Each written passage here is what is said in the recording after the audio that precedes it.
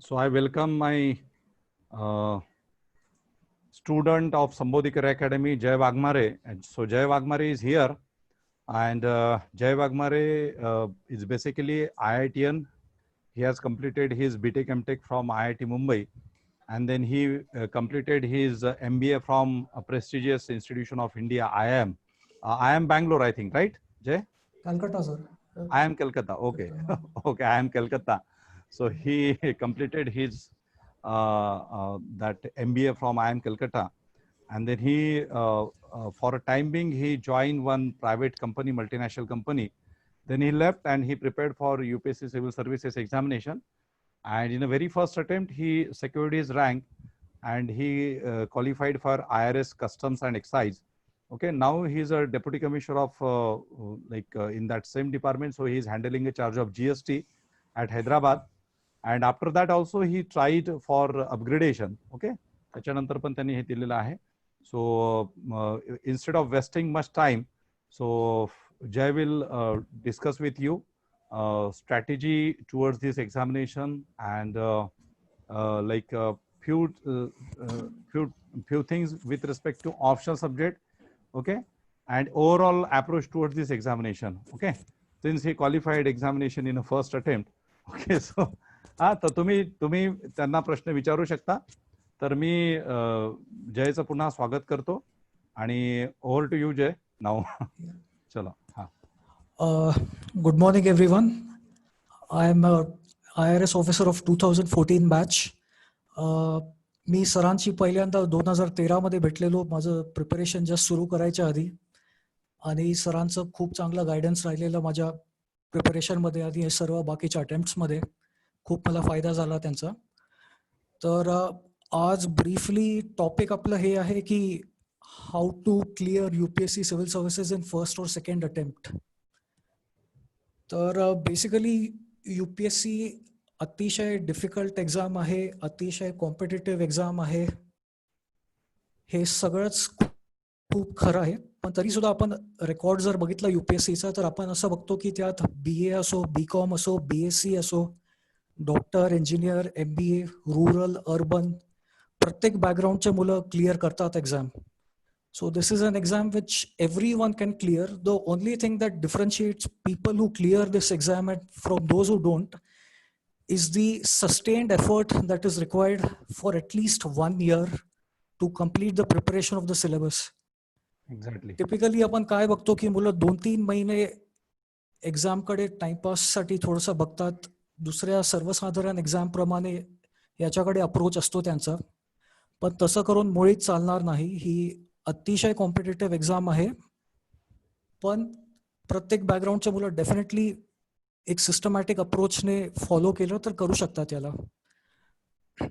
तर सरांनी तुम्हाला सांगितलंच आहे की 3 स्टेजेस आहेत या एक्झाममध्ये, प्रिलिम्स, मेन्स आणि इंटरव्ह्यू. तर सगळ्यात पहिली स्टेज आता मी म्हणेल की आपण या एक्झामसाठी प्लॅन कसं करणार. या एक्झाम मध्ये आपल्याकडून एक्सपेक्टेड काय आहे नेमकं. तर त्यासाठी आपल्याला सगळ्यात इम्पॉर्टंट जे आहे ते UPSCचा सिलेबस आहे, प्रिलिम्स असो किंवा मेन्स असो. सिलेबस प्रत्येकाने अतिशय व्यवस्थितपणे स्टडी केला पाहिजे, एस्पेशली मेन्सचा. तुम्ही जर बघाल तर मेन्सचा सिलेबसच 4 पानांचा असतो कमीत कमी. त्यात तुम्हाला प्रत्येक पॉइंट एकदम डिटेलमध्ये दिलेला आहे की तुम्हाला एक्सपेक्टेड काय आहे. तर सिलेबस तुमचा व्यवस्थित लक्षात असला पाहिजे, आणि त्यासोबत तुम्हाला मिनिमम लास्ट 5 इयर्सचे क्वेश्चन पेपर स्टडी केले पाहिजे. तर क्वेश्चन पेपर स्टडी करण्याचा मेन हेतू हा असतो की तुम्हाला कळेल की एकतर कुठल्या लेवलच्या डेप्थ पर्यंत तुम्हाला क्वेश्चन्स विचारतात. जसं प्रिलिम्समध्ये तुम्हाला क्वेश्चन पेपर बघून असं लक्षात येईल की प्रिलिम्समध्ये तुम्हाला ब्रेडथ ऑफ इन्फॉर्मेशन खूप इम्पॉर्टंट आहे. त्यात तुमचं डेप्थ ऑफ नॉलेज चेक होत नाही, पण तुम्हाला खूप साऱ्या गोष्टींबद्दल खूप साऱ्या बेसिक फॅक्ट्स माहीत असल्या पाहिजे, आणि थोडेफार कन्सेप्ट सुद्धा. मेन्समध्ये तुम्हाला क्वेश्चन पेपर बघून कळेल की वेगवेगळ्या सिलेबसमधले कुठल्या एरियाजमधून क्वेश्चन वारंवार रिपीट होत आहेत, किती डेप्थचे क्वेश्चन्स विचारले जात आहेत. म्हणजे असं आहे की तुम्ही जेव्हा अभ्यास करायला बसाल तेव्हा तुम्हाला कळेल की नेमकं आपल्याला कशा टाईपने स्टडी करायला पाहिजे हे लास्ट इयरचे क्वेश्चन पेपर्स बघून लक्षात येईल. मग क्वेश्चन पेपर्स आणि सिलेबस बघून सगळं काही लक्षात आल्यानंतर सेकंड स्टेप असते आपल्याला आपले स्टँडर्ड बुक्स. तर बुक्सचं असं आहे म्हणजे टिपिकली एकंदरीत कुठल्याही कॉम्पिटेटिव्ह एक्झामचं असं असतं की 75 to 80% पब्लिक ज्या क्वेश्चन्स आन्सर करू शकतात ते आपल्याला जमलंच पाहिजे मिनिमम, आणि त्यानंतर मग 15-20% आपल्याला आपला जरा डिफरन्स दाखवण्याचा आपल्याला मार्ग असतो, एक ऑपॉर्च्युनिटी असते. तर UPSCच्या सिलेबससाठी स्टँडर्ड बुक्स जे अवेलेबल आहेत, जे मॅक्सिमम पब्लिक प्रिफर करतात, तेच बुक्स तुम्ही सुद्धा घ्यायला पाहिजे. एका टॉपिकसाठी एकच बुक घ्या. खूप जास्त बुक्स घेऊन मी प्रत्येक बुकमधून प्रत्येक टॉपिक स्टडी करेल अशी अपेक्षा बिलकुल करू नका, कारण ते करणे पॉसिबल सुद्धा नाही आणि फक्त वाचून टाइम वेस्ट करण्यात पॉईंट नाही, कारण तेवढं सगळं आपल्या लक्षात पण राहत नाही. तर जे standard books maximum majority public use करते तेच तुम्ही चूज करायला पाहिजे. या बुकशिवाय एक कुठली तरी करंट अफेअर्स मंथली मॅगझिन तुम्ही चूज करू शकता. तशी आजकाल विजन IAS खूपच पॉप्युलर आहे. आणि त्याशिवाय एक न्यूजपेपर तुम्ही चूज करू शकता. टिपिकली लोक हिंदू किंवा इंडियन एक्सप्रेस असा न्यूजपेपर घेतात.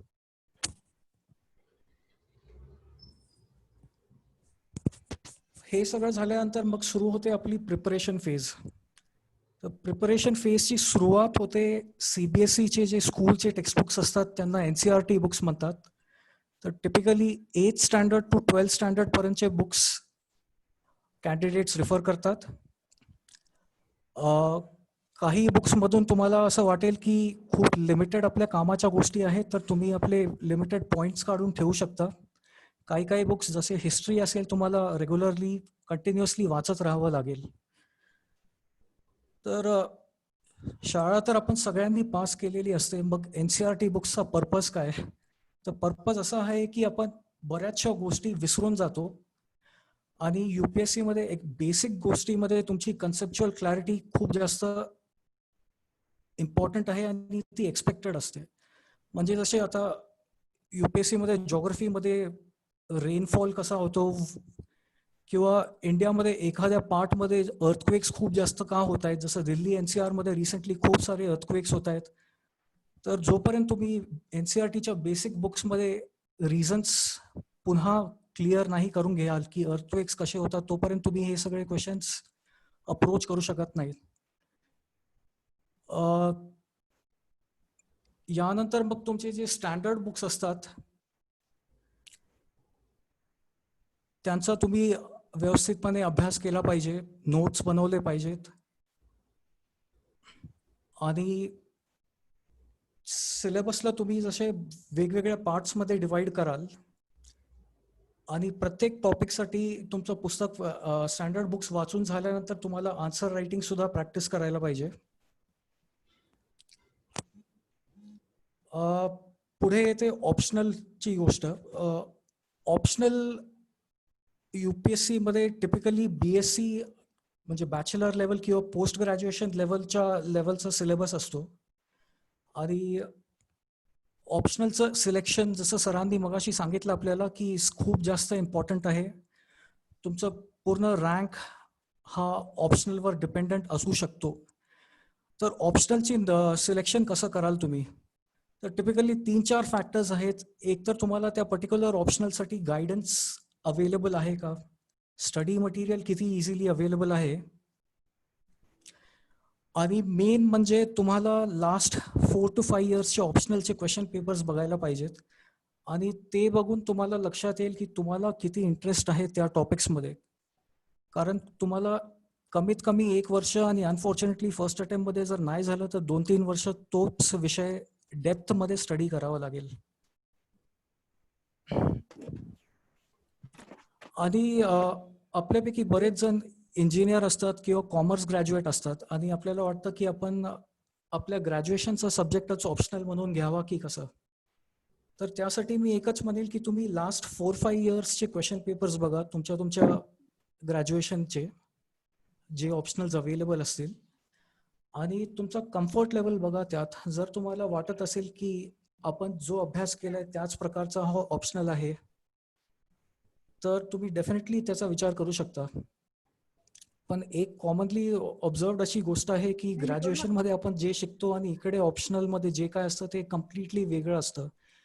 इकडे UPSC मध्ये एक्सपेक्टेशन वेगळी असते, प्रश्नांचं नेचर ऑफ क्वेश्चन्स वेगळं असतं.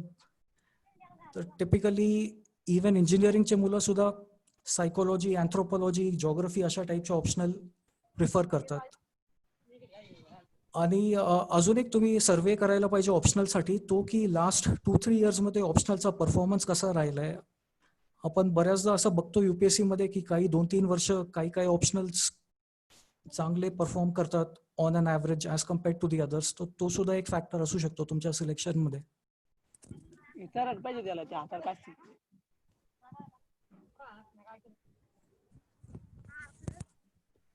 करंट अफेअर्स हा अतिशय इम्पॉर्टंट पार्ट असतो UPSC मध्ये, एस्पेशली GS पेपर 2 आणि पेपर 3 मध्ये. तर सिलेबस तुम्हाला पूर्णपणे क्लिअरली माहीत असल्यानंतर तुम्ही जेव्हा न्यूजपेपर्स वाचायला घ्याल तिकडे त्याचा उपयोग होईल. म्हणजे न्यूजपेपरमध्ये वेगवेगळ्या प्रकारचे आर्टिकल्स येतात एडिटोरियल पेजेसमध्ये स्पेशली. तर एडिटोरियलमध्ये आर्टिकल बघून तुम्हाला सिलेबसच्या त्या पॉईंटची लिंक करता आलं पाहिजे. म्हणजे विथ प्रॅक्टिस हे होऊन जातं. इनिशियली काय होतं मुलांमध्ये की न्यूजपेपर्स जेव्हा वाचायला घेतात तेव्हा आपण 1-2 तास वाचत राहतो. आपल्याला आयडेंटिफाय करायला जरा वेळ जातो की नेमकं UPSC साठी कुठले आर्टिकल्स रेलेव्हंट आहेत आणि कुठले नाहीत. तर ती प्रॅक्टिस तुमची विथ टाइम होऊन जाते डेव्हलप, आणि तुम्ही एका तासाभरात मग आयडेंटिफाय करू शकाल की हा आर्टिकल सिलेबसच्या या पॉईंटशी कनेक्टेड आहे. आणि इथेच तुमचा पास्ट क्वेश्चन पेपर्सच्या अभ्यासाचा उपयोग होतो की तुम्हाला कळेल की म्हणजे या टाईपचे क्वेश्चन्स येऊन गेलेत आणि असे क्वेश्चन्स येऊ शकतात पुढे. तर मग तुम्ही न्यूजपेपरचा आर्टिकल बघून तुम्हाला इतकी मॅच्युरिटी यायला पाहिजे, ॲट अ सर्टन स्टेज येईल सुद्धा की तुम्ही न्यूजपेपर आर्टिकल बघूनच तुम्हाला लक्षात येईल की अशा टाईपचा क्वेश्चन या आर्टिकलच्या बेसिसवर येऊ शकतो, आणि तिकडेच तुम्ही इम्पॉर्टंट पॉईंट सुद्धा आयडेंटिफाय कराल जे तुम्ही यूज करू शकता तुमच्या आन्सर्समध्ये. Standard books, current affairs, monthly magazines, newspapers हे सोडून अजून काही रिपोर्ट्स असतात जे प्रत्येक ॲस्पिरंट्स वाचतात UPSC साठी. जसे ARC होती एक ॲडमिनिस्ट्रेटिव्ह रिफॉर्म्स कमिशन, त्यांनी काही रिपोर्ट्स दिलेत. त्यांनी ॲडमिनिस्ट्रेशनमध्ये इम्प्रूव्हमेंटसाठी खूप सारे रेकमेंडेशन्स दिलेले आहेत. तर त्या रिपोर्ट्सच्या समरीज टिपिकली स्टुडंट्स वाचतात. सेंटर स्टेट रिलेशन्स हा एक इम्पॉर्टंट टॉपिक आहे. तर त्याच्यावर एक पुंछी कमिशन रिपोर्ट आहे जे बरेचसे स्टुडंट्स, सिरियस ॲस्पिरंट सगळेच ते रिपोर्ट किंवा त्याची समरी तरी वाचतातच. तर असं आहे एकंदरीत. आणि आन्सर रायटिंग जे आहे तर तुमचं खूप जास्त वाचून होईल, तुम्ही बरेचसे पुस्तकं वाचाल, पण मार्क्स शेवटी तुम्हाला आन्सर लिहिण्यासाठीच मिळणार आहेत. तर UPSC मध्ये टिपिकली क्वेश्चन्स असे विचारले जातात की तुम्हाला क्वेश्चन्सचे आन्सर 100 वर्ड्स किंवा 200 वर्ड्समध्ये द्यावे लागतात, आणि त्यांनी क्वेश्चन पेपरमध्ये स्पेस दिलेली असते 100 वर्डसाठी 1 पेज आणि 200 साठी 2 पेजेस. तर तुम्हाला तिकडे साधारण 7 ते 8 मिनिटात क्वेश्चन समजून घ्यावा लागतो आणि व्यवस्थितपणे रेलेव्हंट आन्सर द्यावं लागतं. तर तिथे तुम्हाला तुमचे आन्सर्स एनरिच करण्यासाठी तुम्ही डायग्राम्स ड्रॉ करू शकतात, फ्लो चार्ट ड्रॉ करू शकतात, जे वेगवेगळे रिपोर्ट्समधले रेलेव्हंट रेकमेंडेशन्स आहेत ते टाकू शकतात, किंवा तुमच्या करंट अफेअर्सच्या स्टडीमध्ये जर काही तुम्हाला इम्पॉर्टंट डेटा वगैरे मिळाला असेल, फॅक्ट्स मिळाले असतील, ते सगळे टाकू शकता तुम्ही. आणि अजून एक ॲस्पेक्ट आहे UPSCच्या आन्सर रायटिंगमध्ये की तुम्हाला एकाच क्वेश्चनला वेगवेगळ्या डायमेन्शन्समध्ये ॲड्रेस करावं लागतं. जसं म्हणजे तुम्हाला एखादं जर डिसिजन घ्यायचं असेल तर त्याचा सोशल इम्पॅक्ट काय असेल, त्याचा इकॉनॉमिक इम्पॅक्ट काय असेल, त्याचा एन्व्हायरमेंटल इम्पॅक्ट काय असेल, हे सर्वच तुम्हाला गोष्टी तुमच्या आन्सरमध्ये इन्क्लूड कराव्या लागतील, ज्याने तुमचा आन्सर एनरिच होऊन जाईल.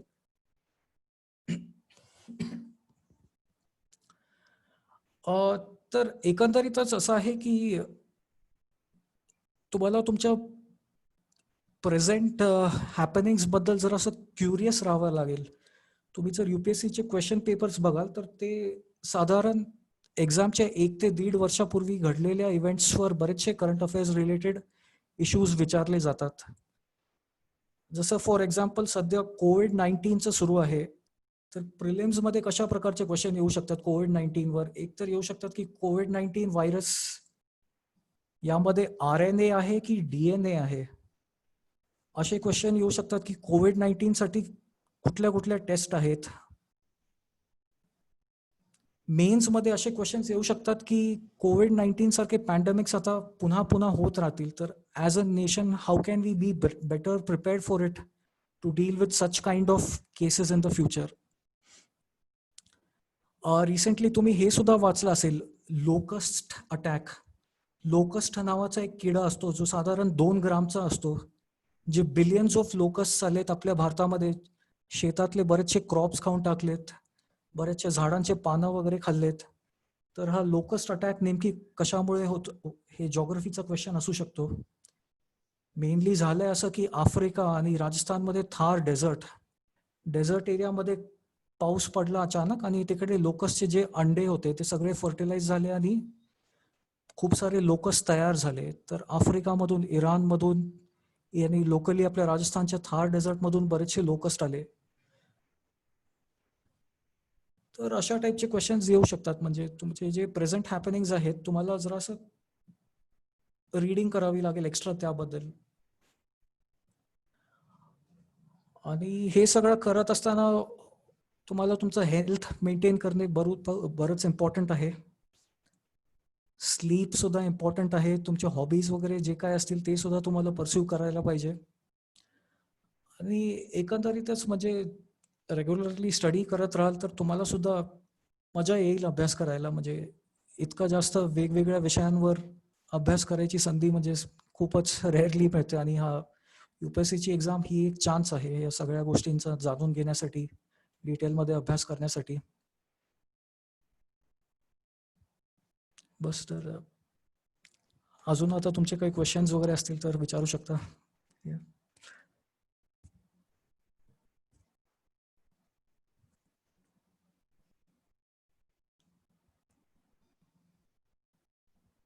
सर तुमचा म्युटेड आहे वाटतं. म्यूट केलं. हां. So thank you very much Jay. आणि जयनी आता तुमच्यासोबत जे इंटरॅक्शन केलं, so it is related to prelims mains. Okay. आणि जसं आता एक महत्वाची गोष्ट जी सांगितलेली आहे की everybody knows almost 70 to 75% of the syllabus, but 25 to 30% that can make a difference in scoring your marks at the mains level. Okay. 25 ते 30%. सो 25 to 30% किंवा 20 ते 25% जो भाग आहे तो त्यांनी सांगितलाय की तो डिफरन्स हे करतो, तुम्हाला डिफरन्शिएट करतो एका कॅन्डिडेट पासूनच. म्हणूनच काही कॅन्डिडेट्स हे फर्स्ट रँकर असतात, कोणी 50 मध्ये जातात, कोणी 100 मध्ये जातात आणि कोणी 500, 600 अशा याच्यावरती पण जातो. So it's all together impact of mains examination mostly and even interview. म्हणजे इंटरव्ह्यूचे मार्क्स सुद्धा डिफरन्शिएट करतात तुम्हाला. ओके.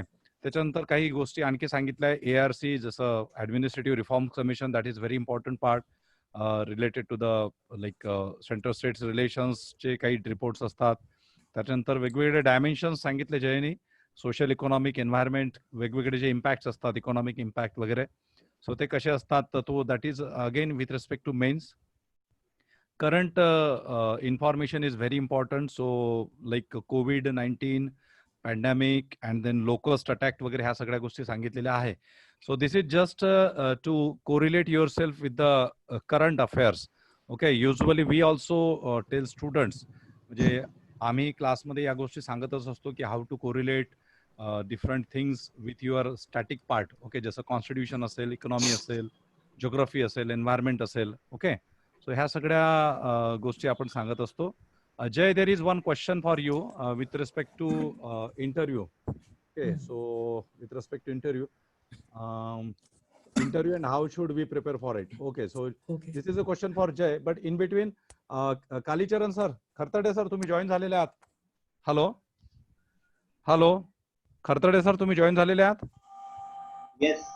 हा हा हा सर, तुम्ही व्हिडिओ ऑन करा ना जरा, व्हिडिओ. म्हणजे आपण आता 2 वे जाऊ आपण, म्हणजे we can like ask questions also and then I will start your session also. एक जयचे 1-2 क्वेश्चन झाले की हा video. Okay, welcome to Kharatade sir, who is a 2008 batch IRS officer and 2012 batch IS officer. So welcome to him. So once we finish questions of like Jay, so we can start. Okay, so that will be fine. Yes yes perfect. Oh, okay. So thank you. Kalicharan sir, तुम्ही पण respond करा sir क्वेश्चन्सला. Candidates-च्या. हा हा. कसं आहे ते? बस बरं आहे सर, तुम्ही कसे आहात? Yes yes we are good.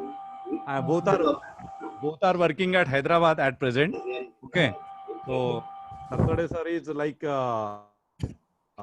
in a biodiversity department of Telangana government, and Jay is working at Hyderabad as a deputy commissioner. Okay, CGST, Central GST. So anyway, so Jay, त्या मुलीचा जो प्रश्न आहे with respect to interview, so मी दोघांनाही सांगेल की खरतडेजी आणि जय दोघं पण त्यावरती, पण पहिले जय आपण हे करूया. जयला 175 मार्क्स जे होते, 175 मार्क्स हे स्कोर्ड इन इंटरव्ह्यू, आणि त्यावेळेस मॉकची आम्ही सगळी तयारी करून घेतली होती. जयचे ज्यावेळेस ही appeared for first time for UPSC interview, आणि जयला आठवत असेल की मी सांगितलं होतं जयला की जय 175 मार्क्स मिळू शकतात, आणि UPSC सुद्धा जयला बरोबर 175 मार्क्सच दिले. तुझं फार मोठा कोइन्सिडन्स होता. So Jay, you can like तू हे करू शकतो तुझे इंटरव्ह्यूचे अनुभव आणि थोडीशी एक डायरेक्शन. ओके. तर म्हणजे जसं तुम्हाला माहीतच आहे, तुमचं नॉलेज प्रिलिम्स आणि मेन्स मध्ये खूप चांगल्या प्रकारे टेस्ट झालेलं असतं, आणि UPSC स्वतः सुद्धा म्हणतं की interview is not a test of knowledge, it is a test of personality. तर टिपिकली माझ्या मते हेच आहे की ते तुम्हाला जज करायचा प्रयत्न करत असतात की हा ऑफिसर म्हणून कसा परफॉर्म, ऑफिसर म्हणून हा कसा राहील, असं कंटिन्युअसली ते तुम्हाला जज करत असतात. तर तिकडे तुम्ही किती जास्त कूल कंपोज्ड राहाल ते इम्पॉर्टंट आहे. स्वतःवर कॉन्फिडन्स ठेवा, स्वतःच्या प्रिपरेशनवर कॉन्फिडन्स ठेवा की जे काही बेसिक क्वेश्चन्स असतील किंवा थोडेफार कॉम्प्लिकेटेड क्वेश्चन सुद्धा असतील, तुम्ही त्याला हँडल करू शकाल, तितकी तुम्ही तयारी केली आहेत. तुम्ही इंटरव्ह्यूला पोचलायत म्हणजे नक्कीच तुमचं नॉलेज लेवलवर एक मिनिमम लेवल पोचलेली आहे, आणि तुम्हाला नॉलेजच्या ॲस्पेक्टवर जास्त टेन्शन घेण्याची गरज नाही आहे. पण तुम्ही किती कंपोज्ड मॅनरमध्ये राहू शकता, क्वेश्चन्स हँडल करू शकता, एखादी गोष्ट काही माहीत नसेल तरी जास्त भांबावून न जाता, स्ट्रेसमध्ये न जाता तुम्ही किती चांगल्या प्रकारे रेस्पॉन्ड करता त्यावर तुमचं ठरतं परफॉर्मन्स, असं मला वाटतं. काही क्वेश्चन्स शेअर करता येतील का? सपोज एक काही विद्यार्थ्यांना थोडी अपेक्षा असते की कसं इंटरव्ह्यूला काय क्वेश्चन्स वगैरे होते, so like that stressful questions, जसे UPSCच्या इंटरव्ह्यूज मधले काही स्ट्रेसफुल क्वेश्चन्स किंवा काही सिम्पल क्वेश्चन्स तुझ्या इंटरव्ह्यू मधले.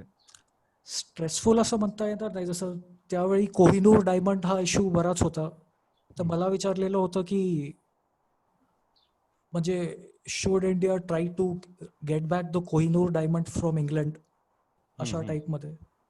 ओके. ऑप्शनल विषयी काही क्वेश्चन्स विचारलेले होते मला, आणि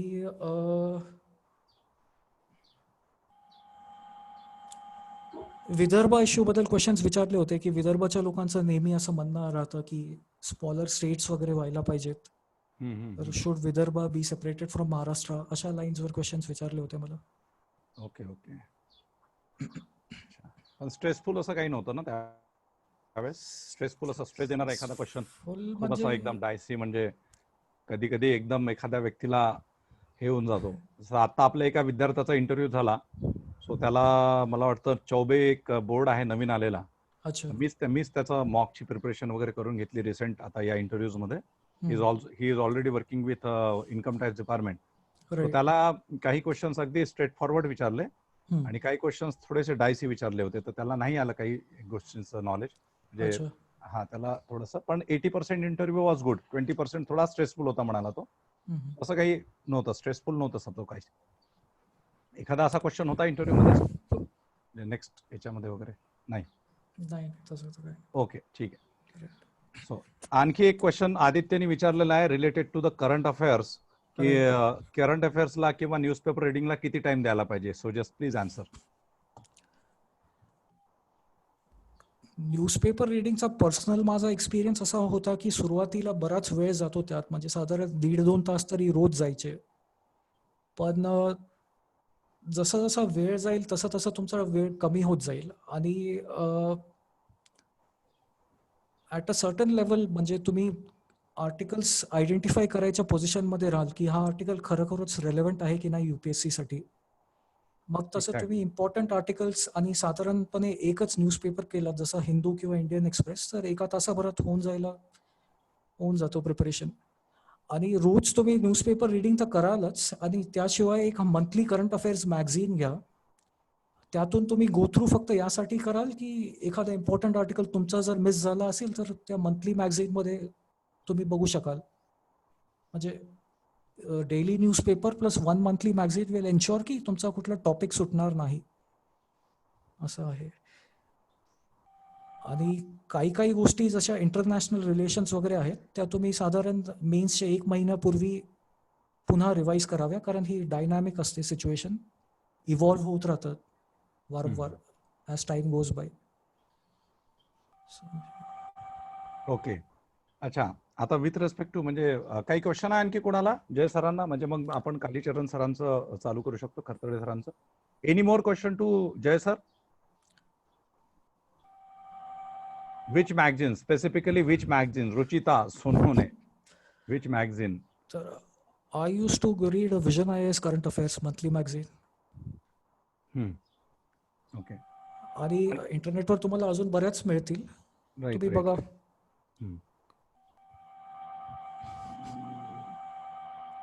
ग्रेजुएशन सब्जेक्ट की कितनी हेल्प मिली UPSC क्रैक करने में? ग्रेजुएशन की कितनी हेल्प मिली, ऐसा एक क्वेश्चन मेरा है. एक्चुअली MBA किया था मैंने, तो MBA मैनेजमेंट मेरा ऑप्शनल था, तो डेफिनेटली बहुत ज़्यादा हेल्प मिली मुझे उसमें.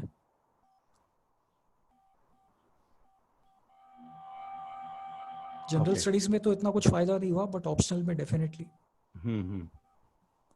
And he is a postgraduate from IIM institution. Okay, so आणि थोडंसं हे पण मला हे आहे की बरेचसे स्टुडंट जे आहेत म्हणजे मोस्टली मुंबई साईडचे जे स्टुडंट्स असतात, so they are from BBA background और BCom background and they try to go for management subjects. So what would be your suggestions for them? I would just say go through the last 5 years question papers of management optional. See how comfortable you are with it. If you feel that you can handle it after some preparation, then definitely you can go for it. But main thing is going through the past years question papers and finding out how comfortable you are. Again, you should need some guidance of seniors who have scored some good marks in that particular option. That would be bit easy. Correct. Right. That is the most important thing. Yes. You should definitely try to find out how that optional has been doing, because management typically students don't get very high marks as compared to other optionals. Okay. अच्छा. एका जणाचा आणखी एक question आहे. HSC pass right now. So which course for degree would be you suggest me so that I can prepare for? Sujita Acharya, she asked that she just passed HSC and which course of degree, so which will be helpful for preparation of UPSC. She is asking about which course she should go for to prepare for UPSC basically. Kalicharan sir. हाँ Kharatade sir सांगा. Yes, ते मुलगी Nilesh, म्हणते. can you please repeat the question? Can you please repeat the question? She is asking she is asking that she want to go for UPSC preparation and she just qualified HSC. So ती कुठल्या कोर्सला गेली पाहिजे असं तिचं म्हणणं आहे. अच्छा. Sujita. Sujita. Yes. Okay. Sujita, I will suggest you should go for any course, what is background? I mean, which stream you passed your 12th? Science or arts? Sujita? Sujita, आपने कौन से 12th में आपका साइंस था, arts था, क्या था? What वाज your subject? Sujita? Commerce. Okay. Sujita, okay. Then I would say that you should pursue continue your commerce degree course, or else if you are I mean wish to change, then you can go for arts, because arts will be more suitable for UPSC. So it fits in the exact syllabus, exact pattern, exact matching components with the UPSC requirement. So you can go. But commerce also, if you wish to continue, the only thing is that what you can do right now. So one thing is that, as Jay has suggested, you should read one daily English newspaper, like the Hindu or the Indian Express. Okay, daily you should read. Then secondly, you should watch TV news channels on TV, television. Okay, secondly. Third thing, you can start reading your basic NCERT books, right from 6 to 12. All the basic NCERT books except science. Science you should read up to 10, and other books of all the streams, all the subjects you should read up to 12. 6 to 12. This will enhance your basic concept. It will give you much more clarity. Okay.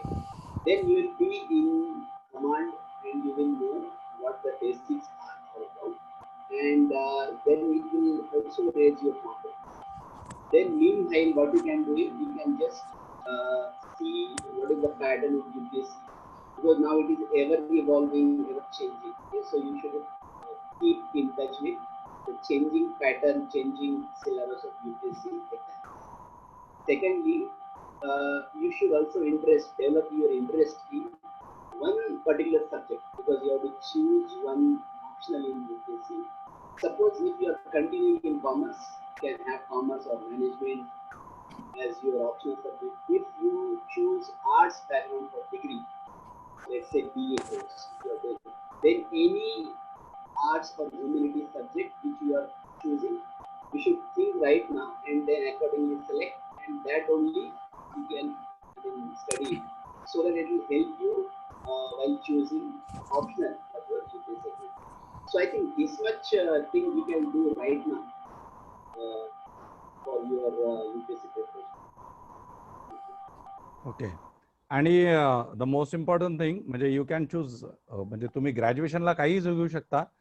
Kharatade सरांचं graduation जे आहे, for your kind information, he is arts graduate and he did his MA in Marathi literature. Okay, so he is means we are having three different, म्हणजे sir Kharatade sir हे arts मधून आहेत आणि जय हे म्हणजे टोटली सायन्स आणि नंतर IIT आणि IIM मधून आहेत. ओके, सो तुम्ही असं काही नसतं, फक्त UG लेवलला जे आहे, मोस्ट इम्पॉर्टंटली आय थिंक की UG लेवलला ज्यावेळेस तुम्ही प्रिपरेशन स्टार्ट करता, तर त्यावेळेस एक प्रॉपरली तुम्ही त्याचा एक स्ट्रॅटेजिकल अप्रोच कन्सिडर करून प्रिपरेशन करायला पाहिजे. जसं आता खरतडे सरांनी सांगितलं की तुम्ही त्याच वेळेस थोडंसं प्रिपरेशन स्टार्ट करायला पाहिजे आणि बेसिक जे आहे सिलेबस बघणे, NCERTs वगैरे ह्या सगळ्या गोष्टी. ओके, सो आपण याच्याबद्दल आणखी डिटेलमध्ये बोलणार आहोत. So there are so many questions which are related to preparation. एक काम करू आपण. हा आणि जय सुद्धा, जय इज कंटिन्यूइंग. हा sir. So Jay, I request you to please stay back for half an hour. Okay. आपण काय करूया की मी आता एक जस्ट काय म्हटलं? आपण काय करू, एकत्रित सगळे प्रश्न.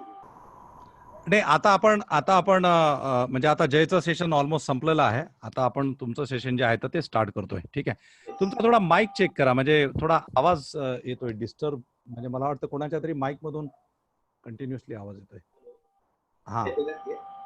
हा, थोडा तुमच्या माईक मध्ये काय माहिती, जस्ट